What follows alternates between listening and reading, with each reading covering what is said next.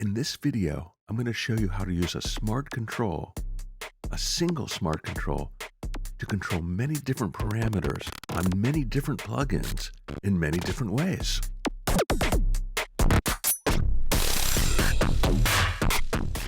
You can see here that I'm turning one knob, and that one knob is mapped to 5 or more different parameters, and they're all moving in different directions. So as I turn up the knob, maybe some are going down, some are doing random things, and that's the magic of mapping smart controls.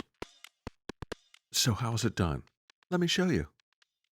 But first, let's take a look at what's actually happening here.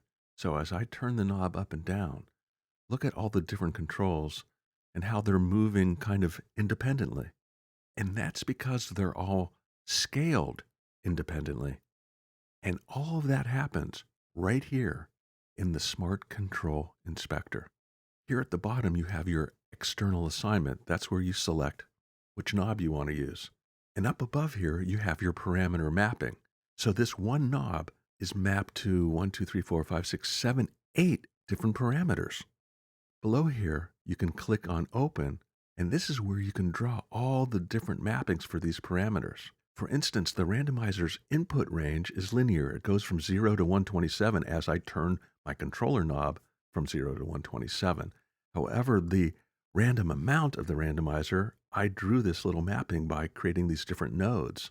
This next one is the scripter stutter plugin, and you can see that it's divided into 12 equal steps from 0 to 127.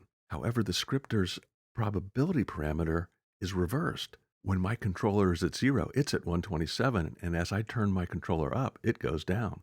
Same with this one, but it's in steps, and it goes down only to a certain point and then stays at this level as I move from 74 to 127. You can see that the Bit Crusher's drive parameter is something that I drew with nodes. The next one is my instrument plugin. It says bass, but it's actually sampled beats. And you can see that the release time gradually changes as I move from 0 to 127 on my controller.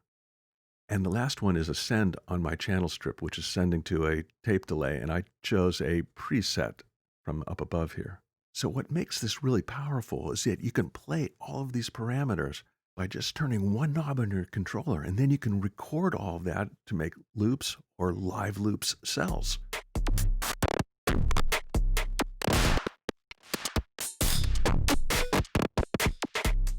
Okay, let's move on to the next video.